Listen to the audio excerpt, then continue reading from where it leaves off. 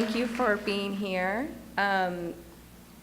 So I spend a lot of my time trying to convince folks to change. I'm an art and science teacher, and both of these subjects are about change.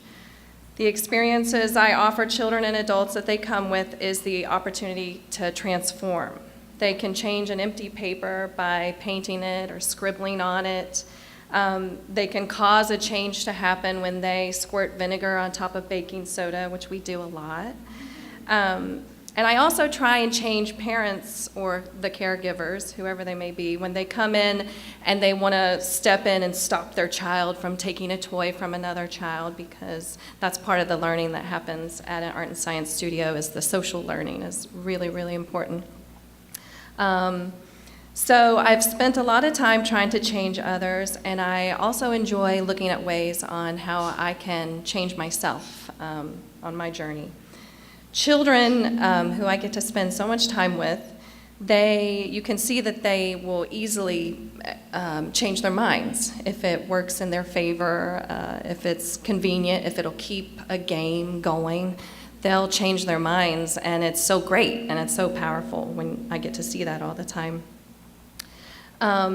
Adults, however, we've kind of gotten into this thing of when we don't think we should change. You know, we know who we are. Change is not seen as such a positive thing if you change your mind as an adult.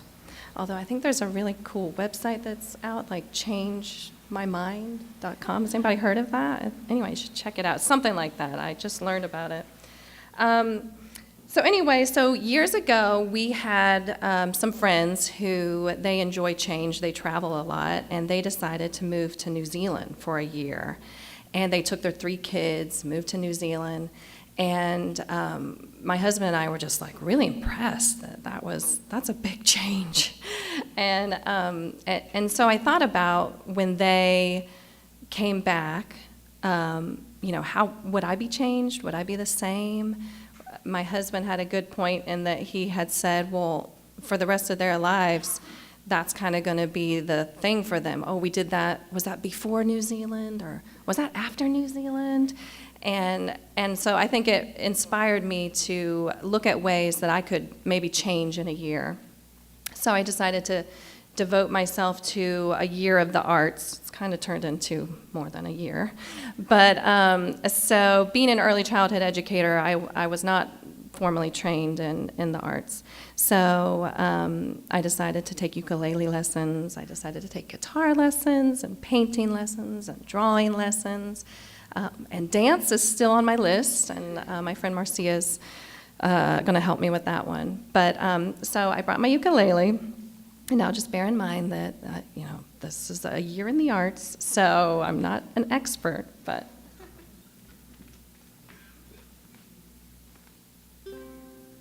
So we all know that art has such a power to transform you. And I always like to sing. And as I tell everybody in my classes, sorry, not paying attention to you guys.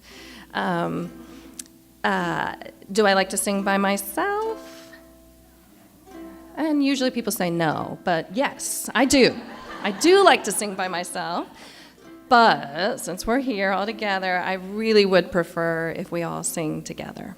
So I picked a really easy song because I'm nervous and my fingers aren't going to work right, I'm afraid. So we're going to do a song that you guys all know, and we're going to work together because I'm an early childhood teacher, and we're going to sing it together. It goes like this. Hey, hey, skip to my loo. Hey, hey, skip to my loo. Hey, hey, skip to my loo, my dar. I knew you knew it, okay. So let's do, lost my partner, what'll I do? Lost my partner, what'll I do? Lost my partner, what'll I do? Skip to my loo, my darling. Hey, hey, skip to my loo. Hey, hey, skip to my loo. Hey, hey, skip to my loo, my darling. I'm usually sitting on the floor when I sing, so it's a different thing to stand. I'll find another one better than you. I'll find another one better than you. I'll find another one better than you. Skip to my loo, my darling.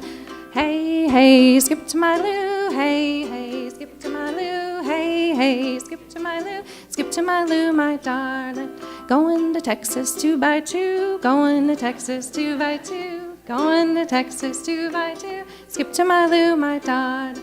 Hey, hey, hey, hey, hey, hey, skip to my Lou, my darling. One more time. Hey, hey, hey, hey, hey, hey, skip to my Lou, my darling.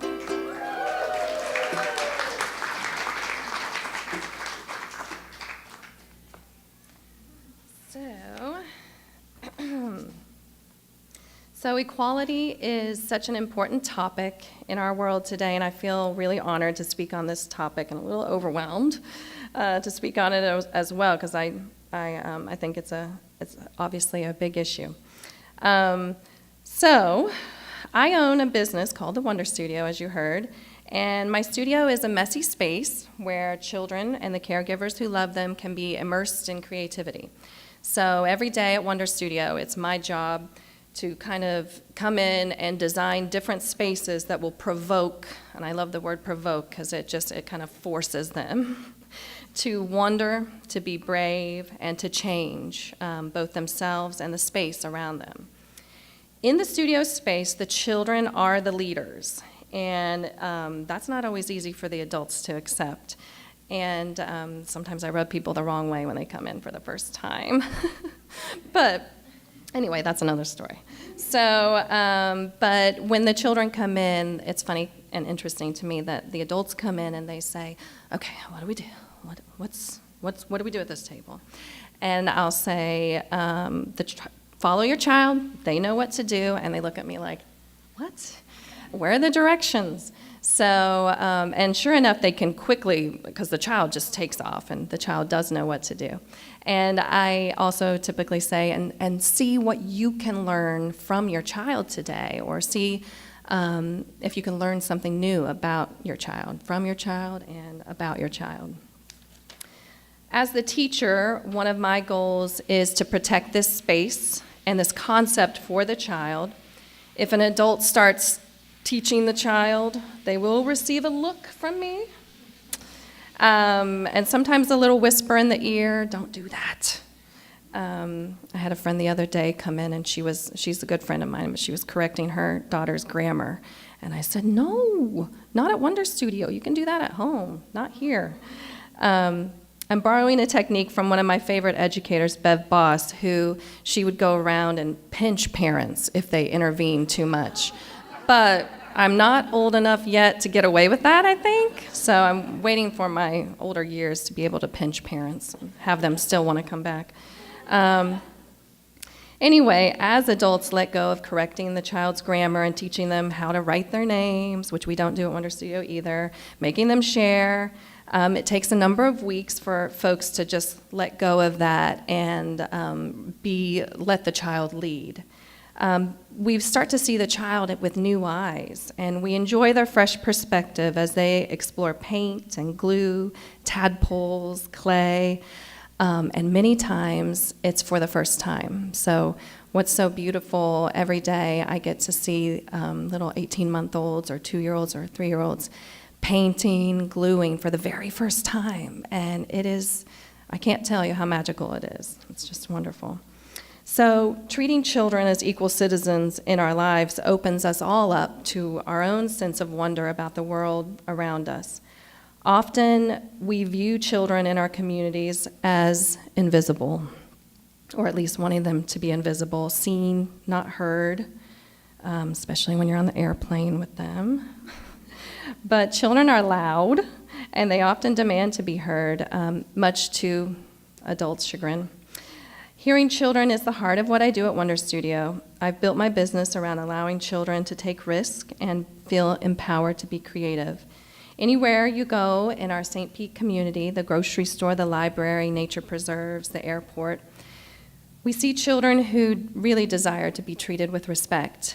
Too often we want children to be quiet, to be on the sidelines. However, I ask adults to stop and listen and learn from children. In Italy, the Much of my pedagogical philosophy is based on a small city in Italy called Reggio Emilia.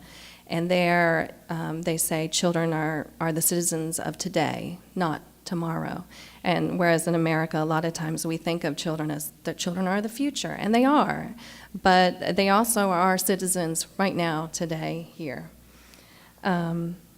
So moving past seeing children as simply cute or adorable, although they are, the child is seeing everything for the first time. And can we put ourselves in that same mindset?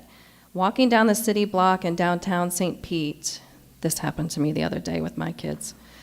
We see children moving more slowly, and we weave ourselves around them, sometimes a little annoyed maybe. But if you slow down, what do you notice? The child is noticing like a little ant. And the child then speeds up and quickly runs ahead just for the sake of hearing the wind and feeling the wind hitting her face. So seeing the children around you enjoy life and fully express it brings adults a newfound joy in the ordinariness that's all around us. So while getting messy happens at Wonder Studio, it's actually not the goal. It's just a byproduct when everyone's free from expectations and following directions. When we let go of our preconceived notions of what we should do, and I can't wait to talk about what happened with the pour painting with the box, coloring outside the lines, thinking outside of the box, often leads to something that appears illogical, out of order, but in reality we're learning to question authority, which I love, except when it's bedtime and my kids are questioning my authority. Otherwise, I like it. And we get to experience our own sense of agency and see ourselves as creators. So, just think about when was the last time you really found yourself messy? I don't mean emotionally messy. That was recent for me. But really messy, like dirty kind of thing. And if it hasn't happened recently, maybe find a way to do that.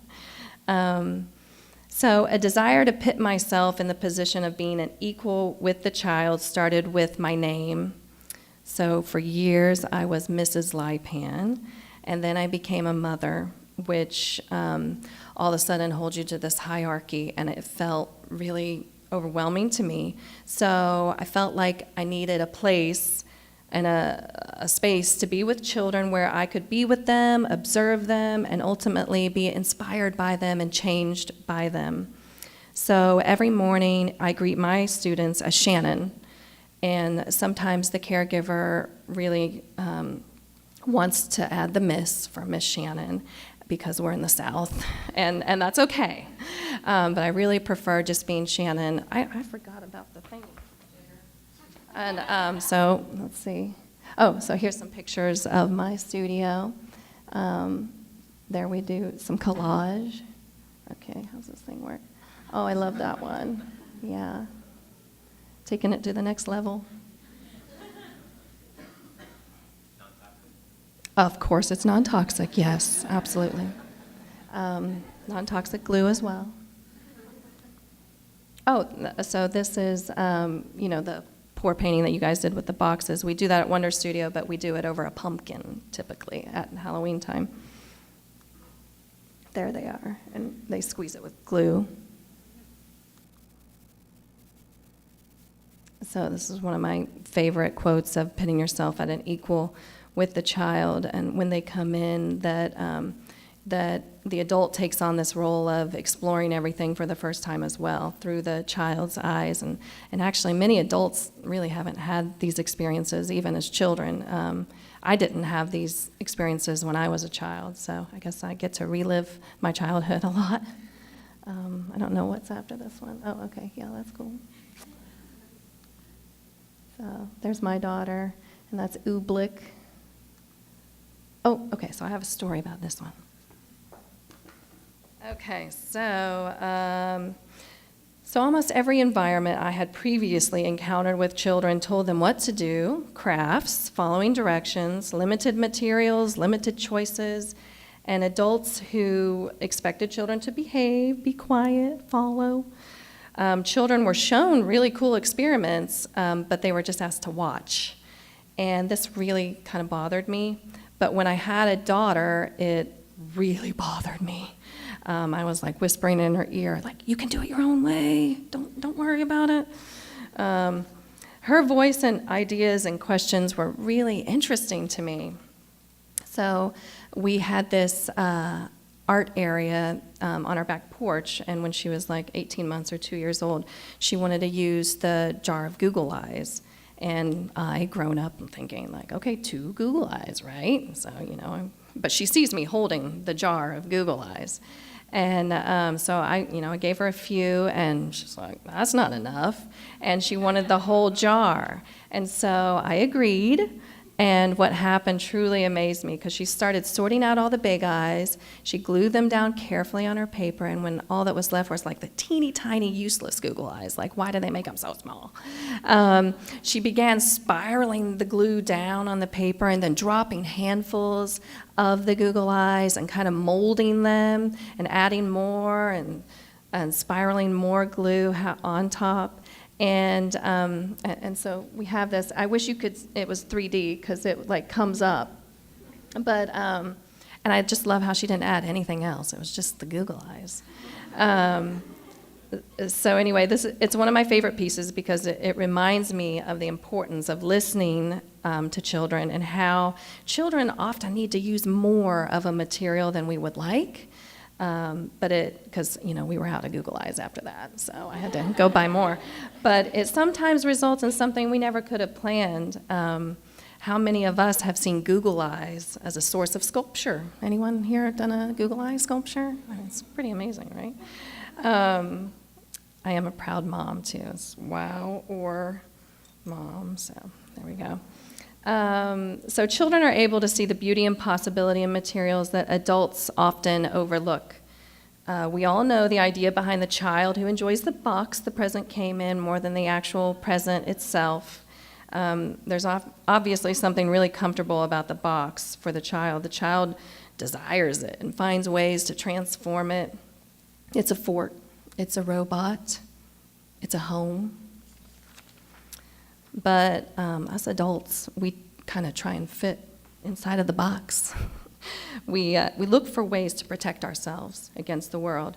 And we tell ourselves what we're good at, and we avoid those things that we feel we can't be successful at. We all do it. So many adults come into Wonder Studio with their children, and they tell me who their child is. She's shy. He doesn't like to get messy. Okay, all right. I think it's still that part of the adult that wants to put the child in a box too.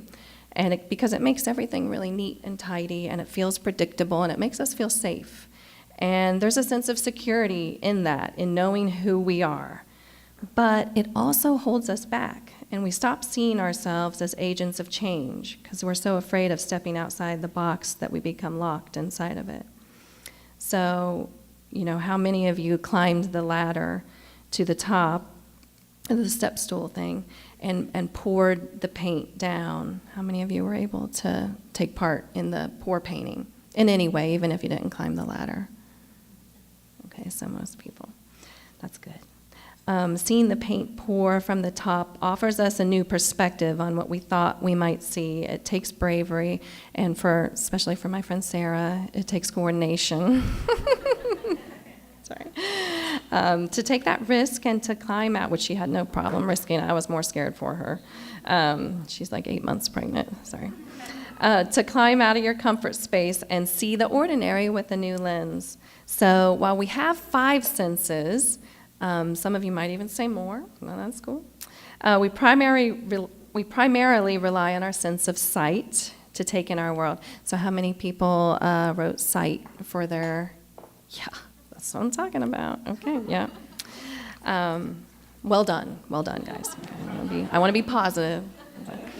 So besides using our sense of touch when we swipe or press the computer keyboard, which I think my husband said touch, that's great.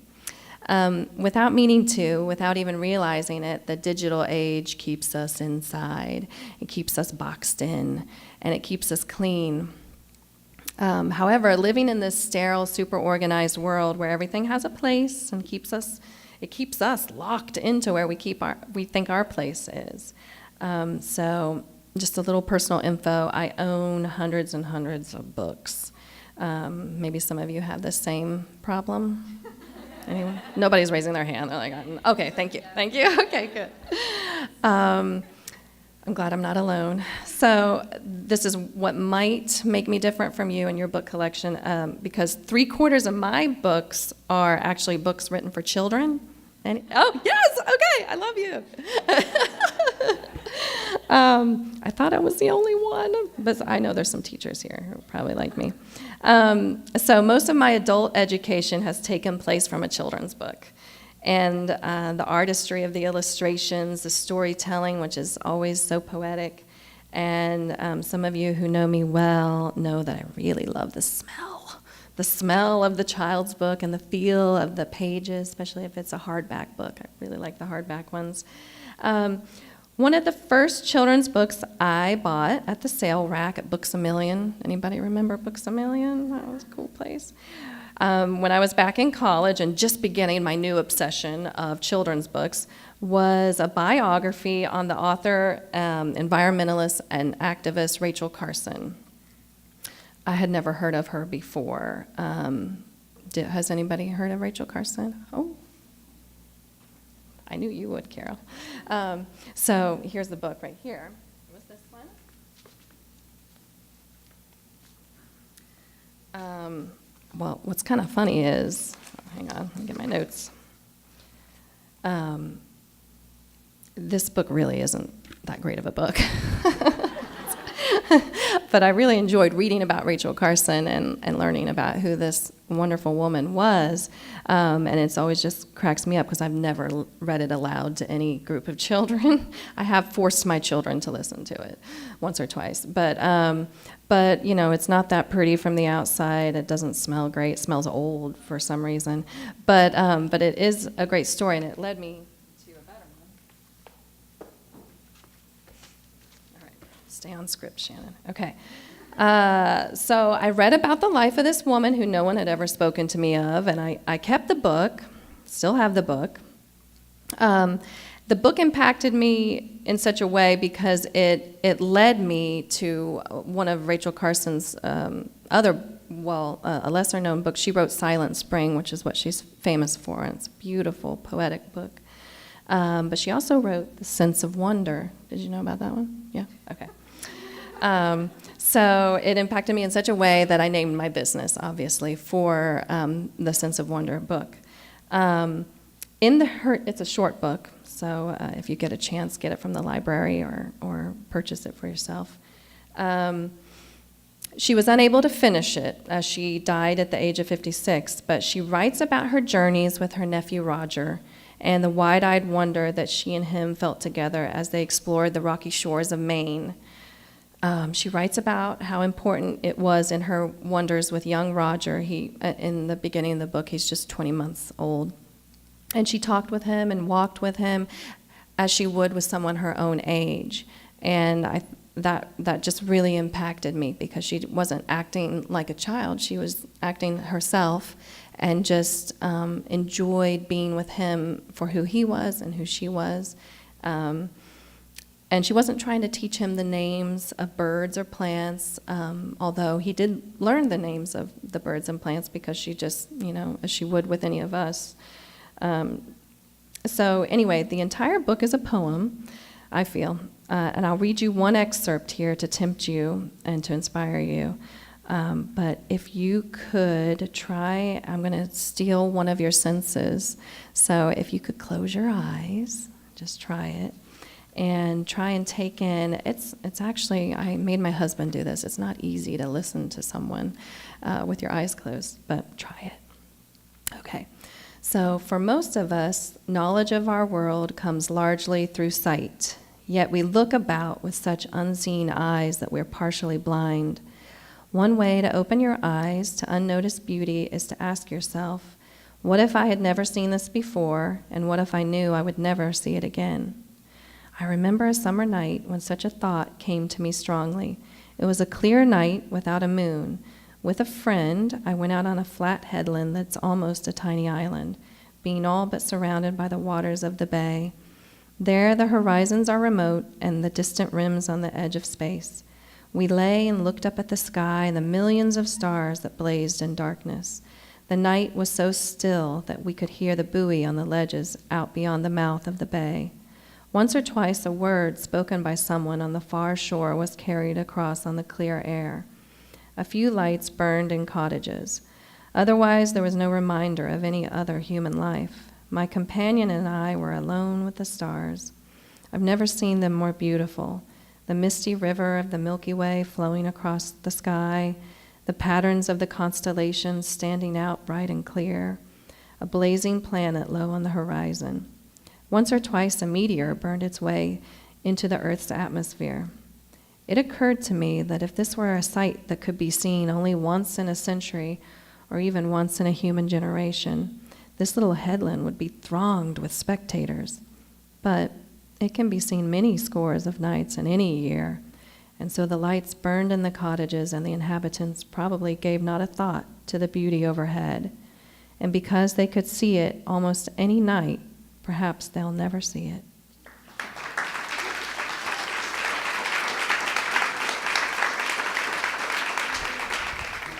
I was going to ask about the pour your heart out, because I know that I'm a person that likes to stay inside the line, so I was like, you're not supposed to pour it all over, you're just supposed to pour it at the top. But then I was like, that's not the point of the exercise. So did you see a lot of that? I did. I loved watching the ones that I got to see do it, and I especially loved watching my people who came. It was fun to see them do it. But I think when you do these kind of experiences, you really can learn about the person, and it's really neat because when I usually do it with kids, and you can really learn about the kids. But I saw some people who, they don't need that step stool, and they, go up and they pour it down and step back, look at it, yeah, and feeling good. I think my friend Allison was like, okay, I'm going to follow the directions, take it over, pour it down. I did it, okay, moving on. And then I saw this guy in the stripes. He got two and went up and poured them both down, and then it was like did a little splatter Jackson Pollock thing at the end.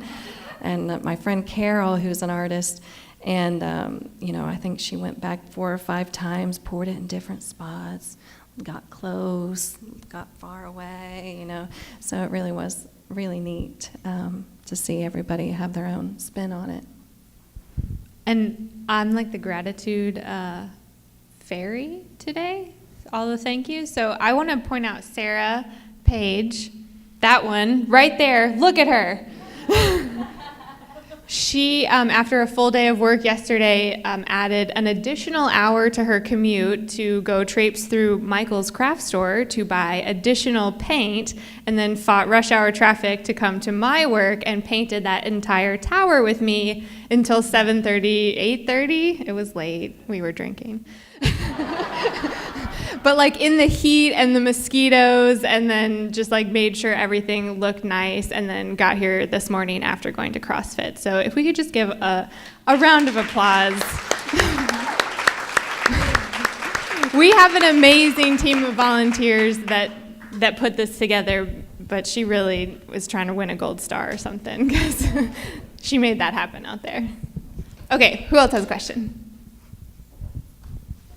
Talk right into the mic. So what would you say for children, when we're interacting with them? Because I know I used to be a camp counselor. So what would you say one of the things that we could do to help children release their creativity and just not make them feel they're on the sidelines? I think anytime you can give them choices is a big win.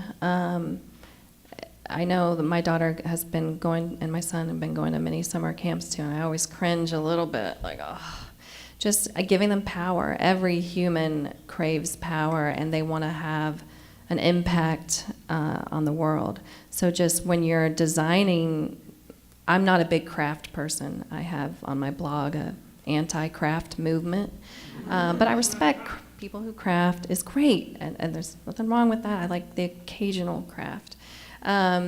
But I think crafts are for older people, and too often we think that crafts are the thing to do with younger people because they don't know what to do. And to me, that's what a craft is you don't know what to do, so follow these directions, you know? So I like to get away from them having to follow directions. I mean, I offer some things that, you know, when I put out plexiglass and paint and paper, I say that, you know, the idea might be some kind of printmaking, but, you know, I want to see what ideas you have, you know, within this, you know, it's not a total free-for-all, totally, but every time, if you just put out some really cool materials and maybe have some loose ideas, but even just saying to them, I want to know what your ideas are, you know, and then they're like, oh, really? Okay, and then they usually will start to, if they know that that's a priority of the adult that's with them, then they rise to the occasion most of the time. So it's two questions. The first one is, what do you think is wrong in children's media today? Oh boy. And then all of it? And then Just kidding. Oh, I work in children's media sometimes. I knew you were going to say that. Yeah. But part of it's from like our perspective, like we don't see kids as this inferior, you know, being. They're actually smaller adults. And I don't think we ever really grow up. I mean, we try to, like you said, fit in the box. But why do you think most media outlets treat children as such, like just these inferior people? I think, you know, one of the mistakes people make is deciding that adults should act like children to children. And I find that kids do not like that. They don't want to be treated as children. You know, they want to be treated as citizens, as people who have ideas, and they want to be taken seriously. And the great, brilliant thing about children is they want to make meaning in their lives. We all want to make meaning in our lives, but we're so entrenched in this idea of school and education and filling up the child with knowledge that we forget to have them seek it themselves and find and discover who they are already. I have to say, I'm very stingy with my kids' media intake, and my daughter's 9, so I'm trying to get to, because I think next year they're supposed to have iPads in her middle school or something. I'm trying to come to terms with that myself, but I don't know the answer to your question because I'm not real media savvy with children's media. I don't know. So I'm sorry. I guess that's not a good answer, huh? So. That's good enough. Okay.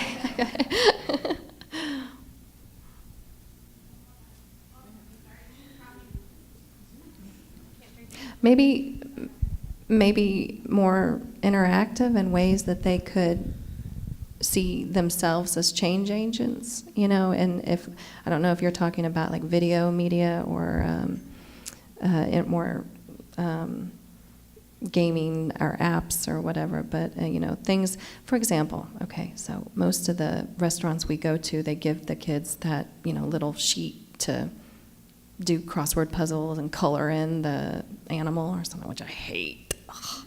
Anyway, but my kids are like, yeah, mom never gives us these. So, but then we go to a restaurant where they just gave them like some sheets of empty paper. And I went to the lady and I was like, thank you, I love that. And she's like, it's just paper. Like they're probably trying to be cheaper or something. But I like that so much better, and I really love the restaurants where they have the, you know, the butcher paper, and it's just everybody's invited to draw, because then, of course, I usually end up drawing to my husband, and those are so great. So, like, more empty canvases, maybe, you know, that the child can just see their impact. Sorry. Oh, Hi. hello. I had a realization about a month ago that... not really after my talk? And it really freaked me out that there's all these qualities that we admire in children, which are like they eat a lot, they sleep a lot, they're quiet, they don't make a mess, is like the exact opposite of the qualities that we admire in adults, like being fit or not resting or sleeping a lot or having a voice, being opinionated, being strong. And I think that these are so many qualities that with kids, like we don't want them to be so opinionated in day-to-day life. And it just freaked me out that we do this to our children and then we expect the opposite of adults. And I kind of wanted to know what you thought about that, if there's things that we can do with our kids to make them not be like that, or why you think that occurs. I don't know. I don't even know if that made sense, but it just it feels like the opposite. It didn't make any sense. Sorry. I can try again. No.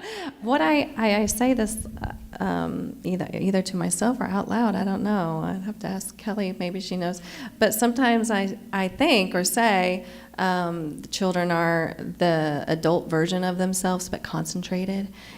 So pretty much I think that who they are when they're little is who they are. That is who they are, but it is in a concentrated form, and so it just feels more intense.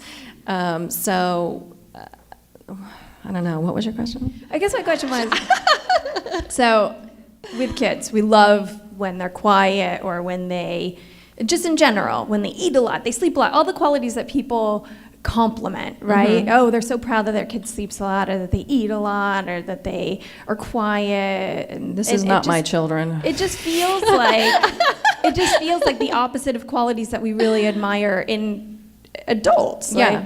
It's like the complete opposite of things that we love. Like, we love when people are outgoing and have opinions, but a lot of people still want kids to be like quiet and kind of it's true know their place. But but then we get people to adulthood and it's like they're supposed to be speak up. Yeah, speak up in a Be meeting. passionate. And we've kind of but my mom told me not to. I don't know. It just kind of freaked me out. Yeah, I think that being a parent is freaky and overwhelming, and you do balance these two worlds of needing some sense of order in your life and this great weight of bringing up children who hopefully will impact the world in some kind of beautiful way. So I'm pretty sure the answer to your question is art. Yeah, I think so. I think that's where we're going with this. Yeah, Great. So more Thank art. you. Just do more art. Okay, perfect, done. Yeah, I think one of the things I used to do when I first started Wonder Studio was I had the parents, I was a very pretentious young teacher, and I had all the parents carry clipboards, and I was like, you guys are gonna write down everything they say, and I want you to appreciate everything they do. I just want you to appreciate it. And so they'd come in, some of them I forgot they were gonna have like little babies and stuff to hold, and they're like, I can't hold the clipboard. And I was like, damn it, this isn't working. And I can't write down all this stuff. So, but the meaning behind it is, I think, like just constantly in our heads saying, appreciate this for who they are, and but also forgiving yourself for not always being able to take it in, and just try and appreciate all you can. That's all what all of us, even those who don't have kids, is just like I was saying, they are citizens around us too, just working on our appreciation factor. Sorry, I don't know. That was great. Oh, okay. Okay. Okay, what was one more? One more, maybe. Oh, I wish there was like a kid here so that we could all be like. Exactly. One child. Yeah, my daughter wanted to come. Yeah. So. I'm not a child. Sorry. So I have a son, and he turns 1 on Monday. So he's at like this crazy age where he's like super impressionable. He is learning a lot. He's also at the age where like he's learning what he doesn't like, and very opinionated.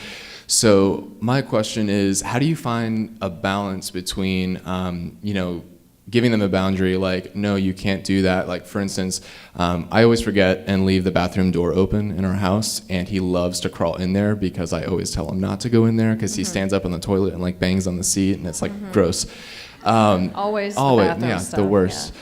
So, and so stuff like that, but he's also the epitome of like what you said, like, because it's his birthday, he's gotten some stuff in the mail this week, and he plays with the box, like, more than anything else. And it's the cutest thing, and you can kind of see, you know, that sense of wonder in him and like finding joy in like the little things. But, you know, he does the bathroom thing, or like he plays with the dog food when like I don't want him to do that. So how do you find the balance between like, you know, knowing where to say like, no, you shouldn't do that, you need to learn not to do that, whereas like, you know, with, oh, you can be messy, or oh, you can do this craft and not necessarily do it right? Like, how do you find the happy medium? I think that's a great question, and I think all good parents struggle with the answer on that one.